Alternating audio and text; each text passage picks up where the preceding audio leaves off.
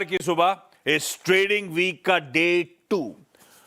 और भाई साहब, कल हफ्ते की एकदम सुस्त शुरुआत हुई। बुल्स और बियर्स के बीच में एकदम इक्विलिब्रियम, वो कहते हैं ना, समन्वय बना हुआ था। किसी डायरेक्शन में जाने का मन ही नहीं था दोनों का, ले जाने का। हाँ, शुरुआती 1 घंटे को छोड़ के वो इंटरडे सेशन लेकर आइए जरा स्क्रीन पे। शुरुआत फ्लैट नोट पे हुई थी, कल जैसे स्क्यूज थे। अचानक लेकिन पता नहीं क्या हुआ, 60 पॉइंट का दबाव आ गया था। पर उसके बाद इक्वली स्ट्रॉन्ग कमबैक था ये। लेकिन सारा एक्शन पहले 1 घंटे का, ये सारे एक्शन के बाद लार्जली फ्लैट लाइन के इर्द गिर्द दिन भर कामकाज हुआ और सेशन की समाप्ति भी एकदम फ्लैटिश नोट पे हुई। जितना फ्लैट सेशन था उतना ही वो प्रोविजनल और एडजस्टेड क्लोज के बीच का डिफरेंशियल था एकदम मामूली सा। तीनों निफ्टी बैंक, सेंसेक्स कल 3.15 और 3.30 के बीच की कहानी आपकी स्क्रीन पर है। फ्लैट सेशन था, फ्लैट वो आपके एडजस्टेड क्लोज के भाव आपकी स्क्रीन पे नजर आएंगे। हाँ, आज इंपॉर्टेंट है, आज असली टेस्ट होगा। आज निफ्टी 50 के वीकली कॉन्ट्रैक्ट्स की एक्सपायरी आज मंगलवार का दिन है, तो वो सामने खड़ी हुई है, तो उस पर नजर रहेगी। खैर, गिफ्ट निफ्टी के क्यूज क्विकली स्क्रीन पर रख दीजिएगा। पस शुरुआत होगी, 40-45 पॉइंट हल्के इन रेड शुरुआत होने के इंडिकेशंस गांधीनगर से आते हुए। आपके सारे एशियन पीयर्स आपकी स्क्रीन पर आएंगे इस समय जो जो कामकाज कर रहे हैं।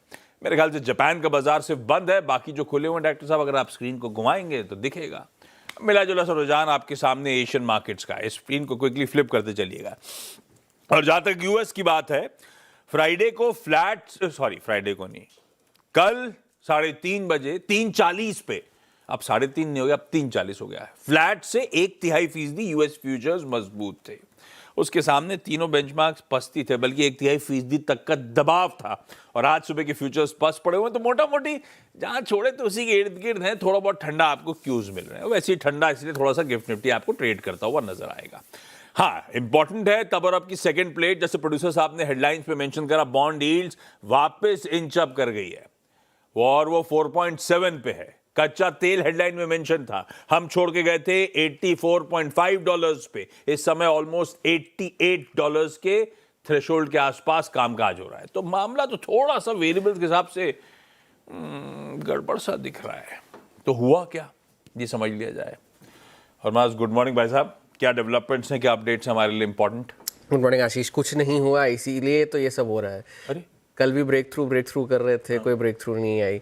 और अब तो हम जब क्रिकेट खेलते थे बचपन में, तो किसी का बॉल घूम जाता था तो बोला, अरे तेरी वजह से मेरा बॉल घुमा, तो मैं भी तेरा बॉल घुमा दूंगा। तो कल डोनाल्ड ट्रंप ने भी कुछ ऐसी ही फरमाइश कर डाली कि भाई आप कॉम्पेंसेशन मांग रहे हो, तो मैं आपको उल्टा हमें कॉम्पेंसेशन देना चाहिए। आप 50 साल से इतने लोगों को मार रहे हो, आपकी वजह से ये सारा चीज़ें हो रही है, तो आप हमें कॉम्पेंसेशन दीजिए। तो 50 साल से आपने लोगों को मारा है, लेबनान, सीरिया, यमन, गाज़ा, इन सब में जो सारी चीज़ें हुई है, उन सब के जिम्मेदार आप ही है, और उससे आपको मुआवजा देना चाहिए दूसरों को, यहाँ ना कि हमसे मुआवजा मांगना चाहिए। लेकिन उन्होंने एक और बात कही कि ये सारी मुआवजे की बात जो है वो पहले कभी तो हुई नहीं थी किसी भी बैठक में, जो पहले बातचीत चल रही थी यूएस और ईरान के बीच में। लेकिन फैक्ट तो यही है कि जो दोनों देशों के बीच में एमओयू साइन हुआ था, उसमें ये $300 बिलियन के फंड की बात हुई थी, और वो एक बहुत बड़ा टॉकिंग पॉइंट उस एमओयू में था, जिसकी चर्चा, जो अब डोनाल्ड ट्रंप कह रहे हैं कि ऐसा तो कोई बात हुआ ही नहीं था। लेकिन साथ ही साथ कल पहले तो ईरान ने फिर से अपनी शर्तों को दोहराया है कि जब तक यूएस अपनी नाकाबंदी वहाँ से हटा नहीं देता, तब तक स्ट्रेट ऑफ हॉर्मुज़ खोलने की कोई गुंजाइश है नहीं। और उस दूसरी तरफ वहीं पर डोनाल्ड ट्रंप भी ये कह रहे हैं कि स्ट्रेट ऑफ हॉर्मुज़ पर हमारा कब्जा है, हम जिसे चाहे उसे अंदर आने देते हैं, जिसे नहीं चाहते उसे हम वापस लौटा देते हैं। लगभग हमने 50 से ज़्यादा जहाज़ तो हमने वापस लौटा दिया है, ये डोनाल्ड ट्रंप रिपोर्टर से कह रहे थे।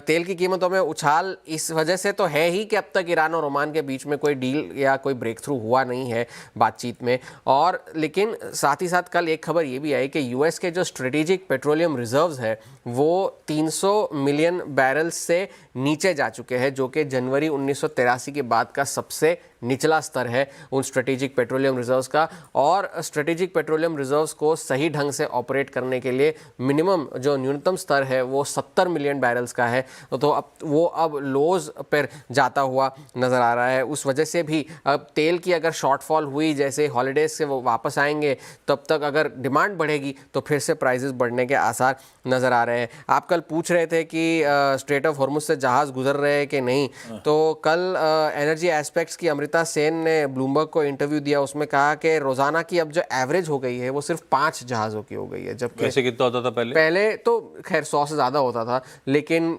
डील साइन होने के बाद वो बढ़कर 14-15 भी हो गया था, लेकिन अब जाकर के फिर से जो है सिर्फ 5 जहाज़ गुजर रहे हैं on an average straight of Hormuz से। कल का सेशन वॉल स्ट्रीट पे तो बड़ा लिस्टलेस सा सेशन था, कोई बड़ा प्राइस एक्शन देखने वहाँ पे भी नहीं मिला, लेकिन बॉन्ड यील्ड्स ज़्यादा फोकल पॉइंट है क्योंकि 4.7% पर अब फिर से आ चुकी है, 4.71 पर हो चुकी है। इनफैक्ट डॉलर इंडेक्स फिर से 100 के नज़दीक जा रहा है। कल इंटेल ने पहली बार अपनी लिस्टिंग, जो 1971 में उनकी लिस्टिंग हुई थी, उसके बाद पहली बार जो है शेयर अपने बेचे, fresh issuance of shares, $15 billion के शेयर उन्होंने बेचे ग्रोथ केपेक्स के लिए, जो कह रहे हैं कि हम और इंफ्रास्ट्रक्चर बढ़ाएंगे, बनाएंगे वगैरह वगैरह, तो उस वजह से वो फंड जुटा रहे हैं। $15 बिलियन के उन्होंने शेयर बेचे, और ओपन एआई ने भी $7 बिलियन के अपने शेयर बेचे हैं अपने आईपीओ से पहले, $852 बिलियन के वैल्यूएशन पर। और ब्लूमबर्ग की रिपोर्ट ये भी कह रही है कि इंटेल ने जो अपने शेयर बेचे थे उसको काफ़ी ज़्यादा डिमांड मिली थी, अच्छी डिमांड मिली थी, लेकिन फिर भी स्टॉक जो है 4% नीचे था, और उस वजह से जो है थोड़ा सा नैस्डैक पर कल दबाव देखने मिला था। और वही दूसरी तरफ एनवीडिया जो है अपना खुद का इंफ्रास्ट्रक्चर फंड बनाने जा रहा है $500 बिलियन के इन्वेस्टमेंट से, और लगभग सभी पीई फर्म्स को उन्होंने जो है साइन अप कर लिया, चाहे वो अपोलो हो, ब्लैक रॉक हो, गोल्डमैन सैक्स हो, ये सभी इसका हिस्सा होंगे। और जो है एनवीडिया के जो क्लाइंट्स हैं उन्हें कम दर पर जो है इन्वेस्टमेंट्स दिया जाएगा, ये एनवीडिया का कल ऐलान था। वैसे भी आज बाजार के लिए कोई बड़ा डायरेक्शनल क्यू है नहीं, अनलेस एंड अनटिल के बॉन्ड यील्ड्स और बढ़े या येन में और कमजोरी आए, जो कि इंटरवेंशन के बाद जो येन में मजबूती देखने मिली थी वो लगभग सारी की सारी गिव अप होती हुई नजर आ रही है, क्योंकि फिर से जो है 160 के लेवल्स पर फिर से येन आ गया है। महंगाई का आंकड़ा तो कल आना है, लेकिन बॉन्ड यील्ड्स, डॉलर और ये येन कैरी ट्रेड इस वक्त बाजार के सबसे बड़े सरदर्द आगे चल के बन सकते हैं। तेल तो है ही। ये इन तीनों वेरिएबल्स पे भैया नजर रहेगी। इस सब में मामला थोड़ा सा तीनों फ्रंट्स पे थोड़ा सा गड़बड़ाता हुआ। डॉलर इंडेक्स अब वापस 100 के करीब, बॉन्ड यील्ड्स वापस 4.7 की ट्रेजेक्टरी पर, और कच्चा तेल महंगा होता हुआ। कहानी थोड़ी सी गड़बड़ा रही है। जापान में आज छुट्टी है यामानोही के चलते। यामानोही मतलब माउंटेन डे। ये वीरू को जापान चले जाना चाहिए। इज्जत तो पहाड़ों को वहीं मिलती है बेसिकली। क्यों छुट्टी है वो, कि आप अप्रिशिएट कर सके माउंटेन्स को, उनकी डेली, उनकी इंपॉर्टेंस आपकी डेली लाइफ में। अरे वहाँ पर तो स्पोर्ट्स डे की भी छुट्टी होती है। और ये सबसे ताजी हॉलीडे, सबसे लेटेस्ट पब्लिक हॉलीडे जापान की कोई है तो माउंटेन डे 2014-2015 में शुरू करा इन लोगों ने। सीनियर सिटीजन डे भी होता है, तो दो छुट्टी मिलती है वीरू को। Veeru, good morning. आज की निफ्टी बैंक की स्ट्रैटेजी कैसी रहेगी भाई साहब? अच्छा नहीं, कल का जरा निफ्टी एक बार स्क्रीन पर रखिएगा। कल ये बात हुई थी कि R1 और B1 पे नजर रखिएगा, रेजिस्टेंस और बेस पे। ठंडा पड़े और बेस के करीब आए तो खरीदें, और रेजिस्टेंस के आसपास छोड़ दें। बहुत ज़्यादा एक्सपेक्ट नहीं करें इस बाजार से। और दोनों डिफाइंड मार्कर्स वैसे ही टच करे थे कल मार्केट्स ने। आपके बेस पे आया और आपको रेजिस्टेंस पे छोड़ने का मौका दिया। उस नैरो रेंज में भी प्ले करने का बढ़िया मौका था। वीरू, सही रहा वो सीमित दायरे में काम का, जो सीमित दायरे में फायदा बुनाने का तरीका। आज के लिए अप्रोच, आज एक्सपायरी डे है। गुड मॉर्निंग आशीष। देखिए आशीष, सेटअप वही है।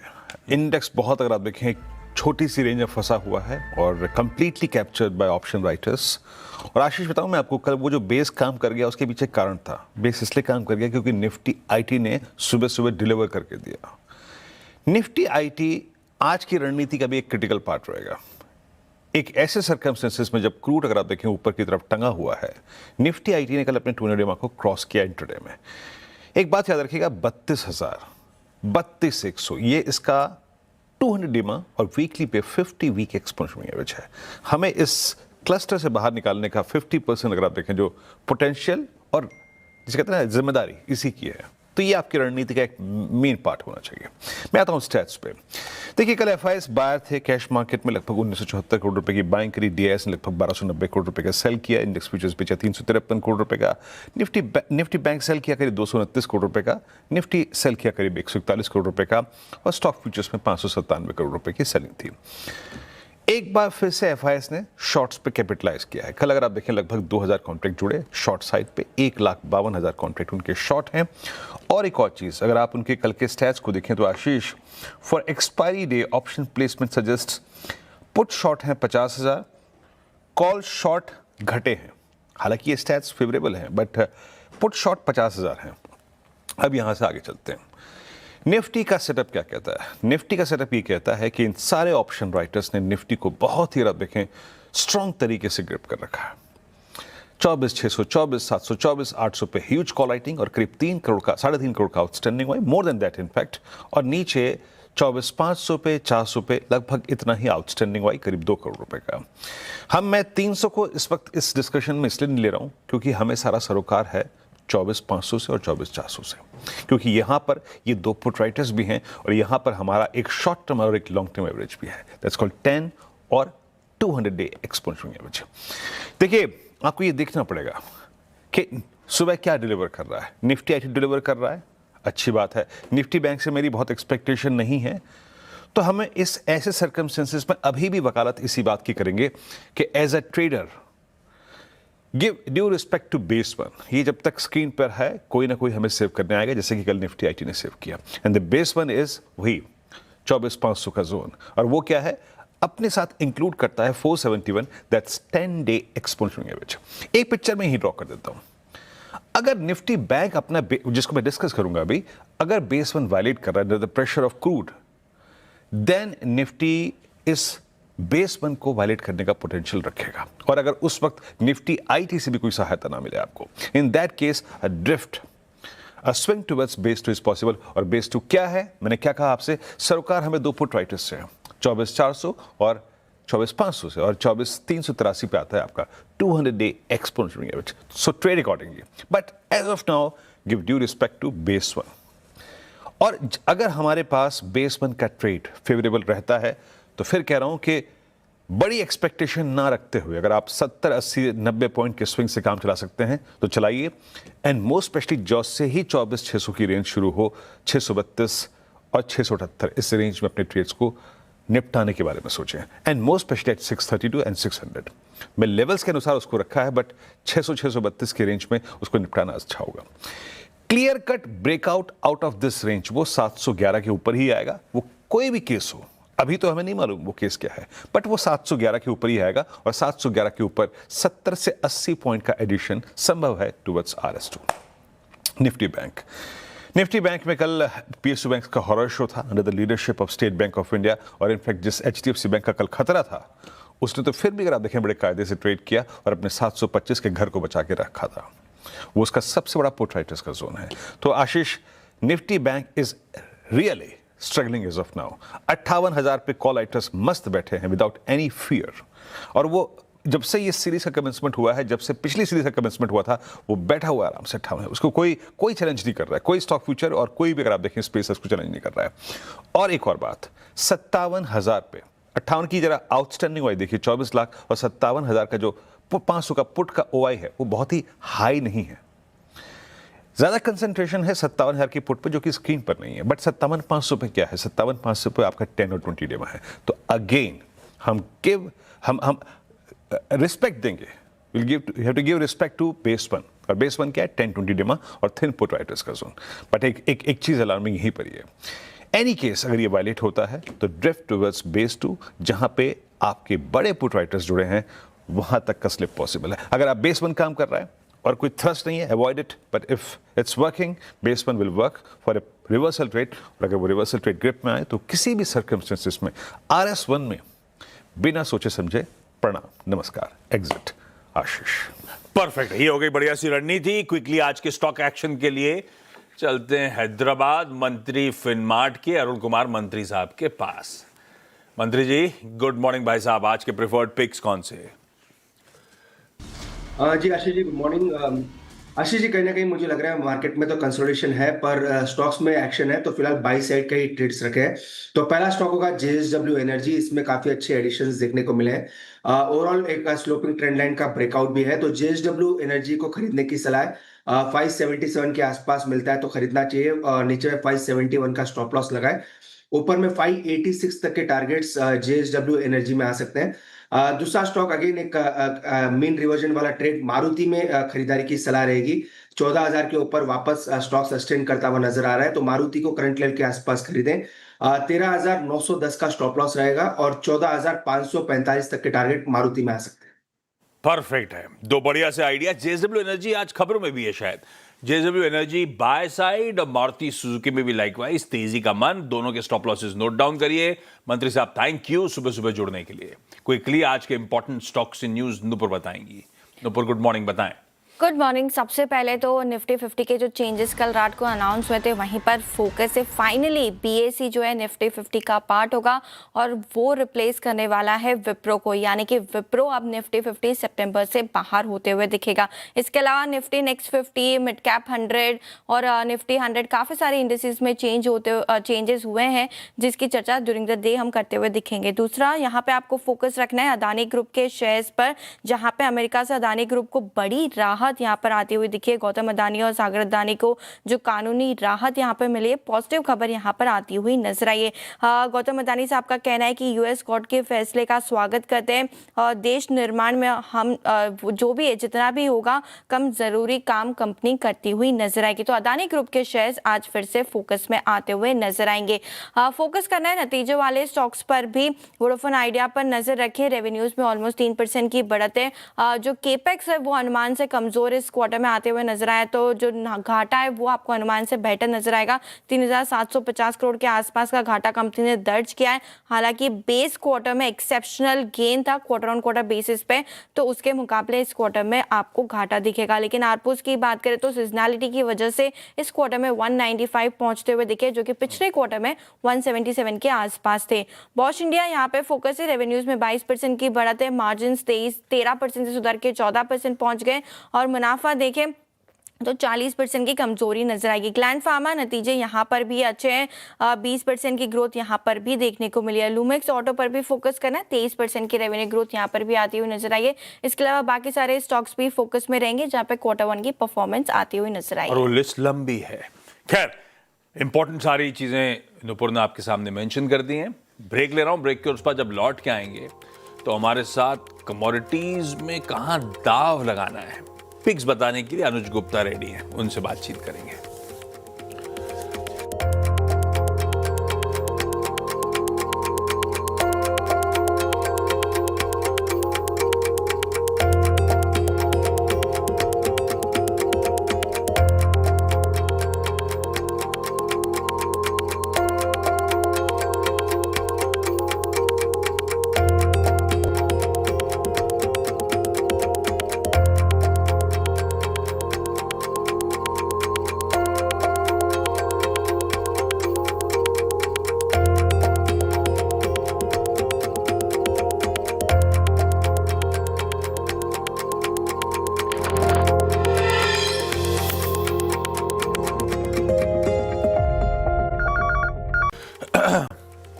भाई ब्रेक के बाद आप सबका स्वागत है।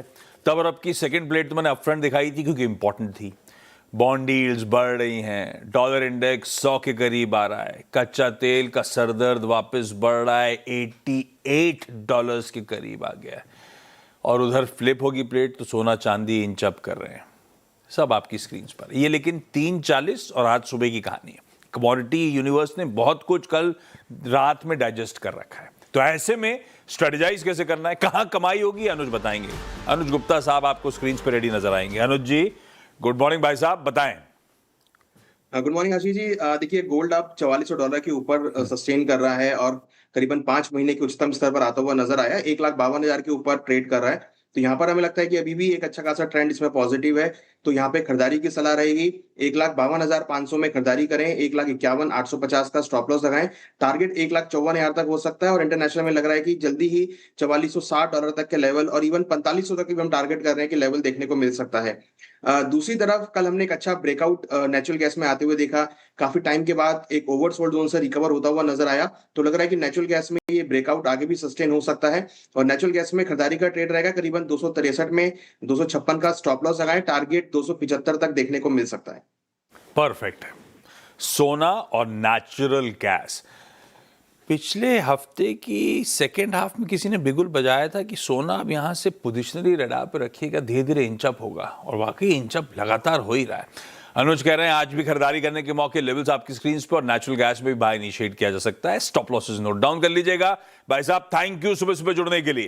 क्विकली आज का ट्यूसडे का इवेंट्स कैलेंडर, मंगलवार का दिन है तो अपने लिए तो सबसे इंपॉर्टेंट हो जाता है अपनी वीकली एक्सपायरी। निफ्टी 50 के वीकली कॉन्ट्रैक्ट्स आज एक्सपायर हो रहे होंगे। नतीजों के लिहाज से आज निफ्टी का कोई नंबर नहीं है। मैंने कल ही हफ्ते की शुरुआत में कहा था निफ्टी की अब 3 ही कंपनी के नंबर्स बचे हैं, वो कल और परसों आ रहे होंगे। अब वायदा में 6 हैं, siemens, Zydus life sciences, RVNL, pi industries, Manappuram finance और एनबीसीसी इंडिया। कैश की लिस्ट लंबी है, उसमें सबसे इंपॉर्टेंट तो एमआरएफ है और उसके डिविडेंड डोल आउट का सब बेसब्री से इंतजार कर रहे होंगे।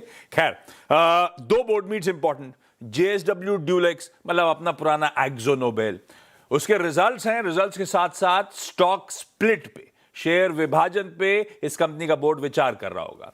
दूसरा एसपी अपैरल्स, यहां पे भी रिजल्ट्स के साथ साथ स्टॉक स्प्लिट है, मतलब उस पे बोर्ड डिसीजन आना है। एक्स डिविडेंड्स में गॉडफ्रे फिलिप्स है, वायदा में मेरे ख्याल से एक ही होगा, बाकी सारे कैश के हैं। जो जो इंपॉर्टेंट है वो सब स्क्रीन पर रख दिए। हाँ, ये कॉम्प्रिहेंसिव लिस्ट नहीं है, इंपॉर्टेंट वाले सिर्फ स्क्रीन पे mentioned. IPO, milky mist dairy foods का आईपीओ आज से खुल रहा है थर्सडे को, यानी कि 13 अगस्त तक खुला रहेगा। 133 से 140 रुपीस का प्राइस बैंड और साढ़े 1500 करोड़ रुपए जुटाने की योजना। लार्जली फ्रेश इशुएंस है, उसमें मेरे ख्याल से 125 करोड़ रुपए का सिर्फ ओएफएस का कंपोनेंट है। आज म्यूचुअल फंड्स का डेटा आ रहा होगा, जुलाई मंथ का एमएफ इंडस्ट्री का मंथली डेटा आज साझा कर रहा होगा, तो आपकी एएमसीज रडार पे आ जाएंगी। जापान के मार्केट्स एशिया में बंद है, मैं बता चुका हूं माउंटेन डे के चलते। ऑस्ट्रेलिया के ब्याज दरों का फैसला आने ही वाला होगा और यूएस में Redbook, existing home sales वगैरह के नंबर्स हैं, कुछ इंटरेस्टिंग होगा तो कल बात कर लेंगे। आरबीआई गवर्नर की इनॉग्रल एड्रेस है फिबाक 2026 पे 10:40 पे, सुबह 11:15 बजे कह लीजिए। ये वो बैंकिंग और फाइनेंशियल सेक्टर इंडस्ट्री की एनुअल कॉन्फ्रेंस जिसमें आरबीआई गवर्नर साहब बोलने जा रहे हैं। एनडीए की पार्लियामेंट्री पार्टी पर ये वीकली मीट हो गई है मेरे ख्याल से, मंगल मिलन, ये आज फिर से बैठक है। खैर, पार्लियामेंट के एक्शन पर नजर है ही है। राम मंदिर, वो जो नए सीईओ का सिलेक्शन प्रोसेस है, आज और कल तमाम शॉर्टलिस्टेड कैंडिडेट्स के इंटरव्यू शेड्यूल्ड हैं।